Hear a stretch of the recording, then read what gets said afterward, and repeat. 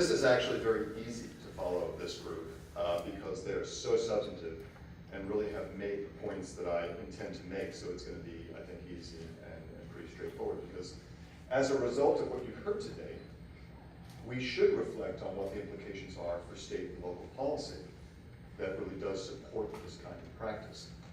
So I would argue that the key goals that we're aiming for in terms of supporting formative assessment as a process, as Margaret and all the others have emphasized, that teachers and students engage in to move learning forward while it's happening in order to ensure that we're closing that learning gap. I mean, this is critical, and obviously through key practices. That we really need to think about, first, ensuring that our professional learning models, as Norma really, I think, detailed so nicely, I think I can just skip over my slide, but that the professional learning itself models good formative assessment practice. So what do I mean by that? That we're clear about what the learning goals are, that we're very clear about what success criteria look like, that we plan for the gathering of evidence and provide meaningful, timely feedback that moves the learning forward, that we have some sort of pedagogical response to that feedback, right? That we really think about peer and self-assessment as part of that. And then finally, that we're developing a collaborative learning environment. All of this. So thinking about what those professional learning looks like that supports and models formative assessment. Secondly, aligning preparation, credentialing, and induction to strengthen formative assessment capacity. And I think we've seen a very nice example from Bren about what we're doing with pre-service teachers, which is absolutely critical.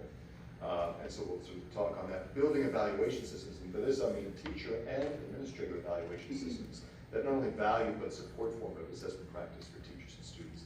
And then finally, that we're moving, which is really, I think, foreordained in the ELD framework. You really see it there, where we're really talking about a new kind of assessment literacy. That is, it's not about, gee, teachers, you need to become like psychometricians. No, it's actually saying, we need to be clear on what the purposes and uses of different forms of assessment evidence are.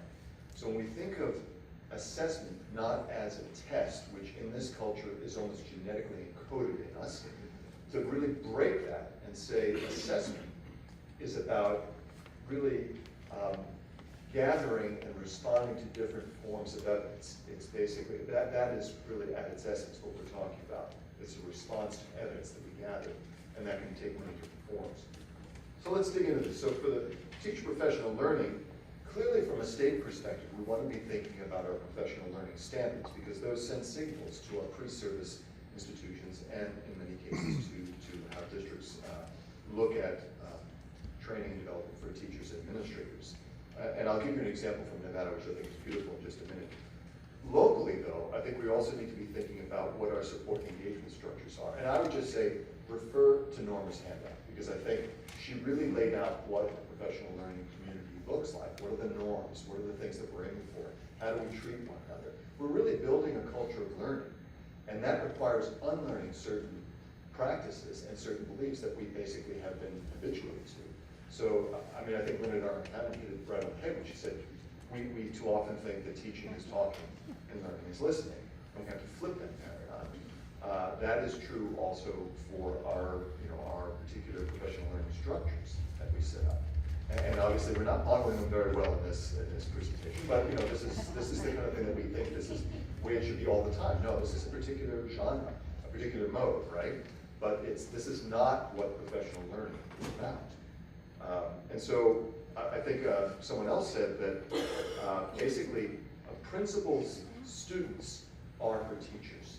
And so thinking, just as we're talking about how we want teachers to engage in developing the learning capacity of students through how they stimulate and motivate them and help them to reflect metacognitively and metalinguistically in some ways and really grow their own practice through engagement structures. We also need to be thinking about that for our teachers. So that's one key takeaway, I think. And that involves coaching and feedback, of course. And this gets to the next thing, which I think Brent did, that's why I really just chased him down for this seminar, because I think that really what he's trying to do is to start with folks who come in with all these preconceived notions or all the experiences that they've had and start to systematically chip away at that and build a new understanding. And so this notion of of really building clinical practice is essential. It's absolutely critical. So thinking on the one hand what IHEs can do, what teacher training programs can do, I think Brent has really sort of exemplified some of those things. Having a particular focus really needs to be woven throughout coursework in the IHEs for pre-service teachers on what formative assessment is as these sets of practices. But also to recruit that from the local standpoint, that we have to have districts give opportunities to pre-service teachers to engage in clinical practice with their best teachers. So of course we need to work with our own current staff, and developing, but we also need to think about the pipeline. And that really becomes a recruitment device, because if you are supporting student teaching in clinical practice, you're also looking ahead to people that you may be wanting to hire. So I think we really need to own the pipeline, not just as, that's something I hope the IHEs figure out, because they're not doing a great job. No, it's something we are actually holding each other accountable for doing, because we have to be providing those experiences in classrooms for teachers, for pre-service teachers. And then of course, supporting that experience through mentorship. This is going to be absolutely critical. This gets to Nevada's their high leverage instructional standards and indicators. This is their evaluation standards for teachers and administrators. And they've gone about it, I think this is a really good example, because it's building into the standards these practices. So in the handout you'll be able to read this, but basically we're talking about students engaging in meaning making through discourse or other strategies, or assessment is integrated into instruction. I mean, they're laying out these particular standards, and this is sort of the first layer, and then you get into observational details and concrete examples of what that looks like in practice. That it's not a checklist, but that informs the kind of conversation that goes on between observer and observed. So it becomes part of a larger system that includes videotaping, it includes student voice, student perception surveys, and so on. But the critical thing is that we're building it right into the professional standards of what we're aiming for. And this one, for example, reflection on professional growth and practice, that the teacher seeks out feedback from instructional leaders and colleagues and uses a variety of data to self-reflect on his or her own practice. In other words, we want them to engage in the practices that try to help the students engage in. And student perceptions, that what students perceive as what their learning goals are, and how well they're supported by their teacher, what kind of feedback they look for from the teacher and ask for and get. These are important inputs to improving practice. And it's not just survey, did you like your teacher or not, but that we really highlight the kinds of things we expect students to experience with their teachers and then ultimately with each other. On the administrator side, of course, we've got things where administrative structures opportunities to engage teachers in reflecting on their practice, or that they support teacher development through quality, observation, feedback, coaching, and professional learning structures. Many of our administrators have come up through the last 12 years, and they think it's all about a checklist too, right? They've experienced scripted curricula and pacing guides, and they think it's just march through on this day this way. And so there's a lot of shifting that needs to go on in what they understand strong pedagogical practice to be, so that they can recognize it, note it, and become better instructional leaders. But I think instructional leadership is going to come from peers, frankly. I think we're going to have to think about teaching instructional leadership coming from peers as well as from instructional leaders in terms of administrators. So that gets to the issue of building teacher systems that value and model formative assessment. I think you're sort of hearing the pattern, right? If we value this, if we know that these kinds of practices in this process is fundamental to learning, to deeper learning of the kinds of 21st century skills and knowledge that we're saying our students need, we had better be practicing that to create that environment where that is more likely to occur. So this notion of not just including into the standards and indicators as I've just shown, but really what the Gates measures of effective teaching studies have shown, which were excellent because they came out, they basically were the response to policymakers saying, we love value added, we're just going to judge teachers' effectiveness by looking at test scores from year to year. That's just going to work great, right? And so a lot of, basically the entire academic establishment said, this is not ready for prime time. We really don't believe that's the case. Well, the measures of effective teaching study spent a couple of years, few years, looking into this. And what they found was the best predictors of effective teachers, the best prediction of effective teachers occurred not just by using value-added scores from year to year, but also using multiple observations by trained peers with actionable feedback and self-reflection to teachers. So in other words, we were training teachers, peers, to go in and observe and provide timely feedback. Does this sound familiar at all for self-reflection? It should sound a lot like what we're talking about formative assessment is in classrooms for teachers and students. The other thing that they found was that the use of student perception surveys that reflected the theory of learning and instruction that you were trying to implement and probed on the experience that students had of teachers' expectations of them, of the support they give them or that they experience being given, and the kind of feedback they would receive, that those were important inputs as well. And they were also important key predictors into predicting who was going to be the most effective teachers. So we need to take this and think about what it means for our teacher evaluation frameworks that we're doing. This had better not just be a Danielson checklist, and even Danielson herself is horrified about what happens with her tools, but just this massive checklist of 70 things where you're trying to cover all this ground. This is like the old paradigm of we're going to teach all the standards, right? I mean, we really need to think about what is important and how we signal and start building in those feedback loops, because that's exactly what these two approaches do. They build in very strong feedback loops to improve practice during the year while it's occurring. So just as an example, Memphis, and this is from the measures of the MIT, the MET project, they have a thing where they're looking at teachers are basically being videotaped. There are coaches that are reviewing the video and looking at the surveys that students have filled out, and then working together with the teacher to sort of think through and look at that, and then to sort of identify priorities for focusing on strengthening practice.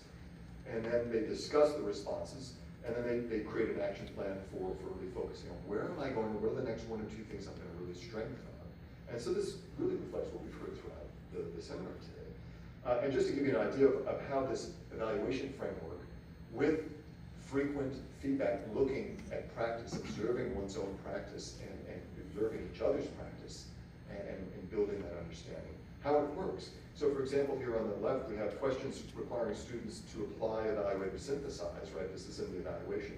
So the teacher questions students about how they apply, evaluate, or synthesize. There's a corresponding perception survey question. Student responds to, my teacher wants me to explain my answers, why I think what I think. So it's translated into the sort of development of appropriate language. But you can look at the relationship of these two. Or in an attempt to address a misunderstanding, if it's not succeeding, the teacher responds with another way of scaffolding.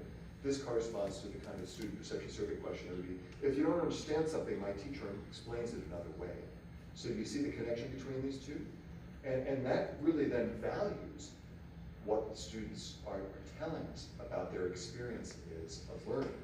So, and there are beautiful tools. I mean, Margaret's group, the formative assessment SCAS that CCSSO runs, has these lovely perception survey questions that actually Rick Stiggins and Jim Popham developed.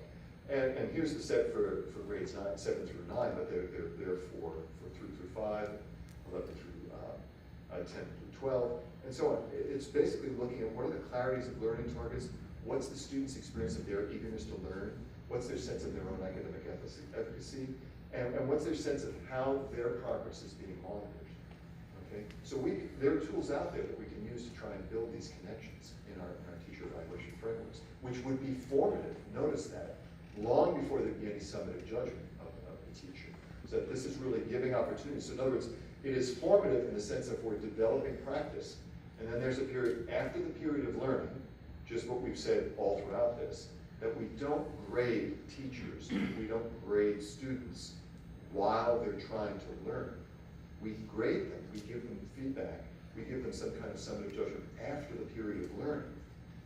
Okay, so that's really one of the key distinctions that we want to make here. So the fourth area around assessment literacy, this really comes to the leadership aspect. And our state, I think Joanna's really articulated that very well today. And Tom Adams is sitting in the audience. He's done a beautiful job too as well, Bill Honig and others throughout the state, of really messaging to try and clarify different forms of assessment evidence and how they work in a balanced, comprehensive assessment system. So we need to clarify as leaders in terms of how our professional development plans and resources are going to be building students and teachers' formative assessment capacity. And then we have to be critical consumers. We have to really interrogate, so to speak, the resources that are claimed to support formative assessment process. And that includes Smart Evaluation's digital library. I mean, we have to see, we should be looking to see, does this actually fit? I think what we've heard today is a much more organic approach where we say formative assessment begins with understanding what the learning goals are for the particular lesson, what the success criteria are, and as we heard Olivia say very carefully and lay out beautifully, what are my success criteria and what are my formative assessment practices that I'm going to do to know? What are my evidence collection and interpretation strategies so that I know while the learning is unfolding where the student is and how I move them forward in that learning. That is what the formative assessment process is. So if anybody's coming with these sort of external, decontextualized assessment tasks and saying, here it is, this is formative assessment, go do it, be careful. It's not about the tool, it's about the process. And any tool that's used or any strategy must be serving that process, not driving the whole thing, but actually supporting it. So that gets to the distinction between formative assessment versus assessment for formative purposes. Many times folks will use interim or benchmark assessments. And they'll say, yeah, we're doing formative assessment, here it is. Yeah. That's actually an assessment that you're giving after a period of learning. And then you're using it for formative purposes. You're saying, what does that tell us about what we need to think about in terms of our curriculum, in terms of our professional development priorities, in terms of our effectiveness, but it is not timely enough or detailed enough to tell you, let alone once a year summative assessment, what you should do next in the classroom. We are kidding ourselves if we think that's going to help teachers teach and students to learn. It serves a different purpose. And then formative assessments, Marvin has already hit on. Anytime you hear the plural used, I think that's a key that someone's working from within a measurement paradigm, not from within a teaching and learning paradigm. Formative assessment is a process of rows of practices. So I think this is really critical. And this is actually from the new framework, chapter 8, where it's talking about the formative assessment processes being minute by minute, daily, and weekly, versus interim benchmark or summatives, which are much longer time frames. And in that chapter, it's very explicit about the cycles of assessment, what are the methods, the particular information you gain from that, what are the appropriate uses and actions. And there are also these for the medium cycle, random benchmark, and the once a year summative assessments. So it's not saying one is better than the other, one should be used, the other should not be used. No, it's just saying stay in your lane. Use them for the appropriate, for the purposes for which they were designed and intended to be used. And so that, I think, is part of this assessment literacy. That's what I mean by assessment literacy, getting very clear on those particular methods and uses. So I want to leave you with this last thought, which is really, so what enables an evidence gathering strategy? I can't stress this enough, or a tool to be part of the formative assessment process. Two big things. One is the specificity of the evidence, meaning is it detailed enough to really be instructionally actionable? Can it help the teacher and the student know how to move forward, where to move next? And the second thing is it timely enough? When we talk about formative assessment, we're talking about minute by minute, day to day, at about the week to week and a half range. It has to be timely enough, or it's not going to be able to inform practice, instructional practice, and the learning that needs to take place. Okay, thanks very much.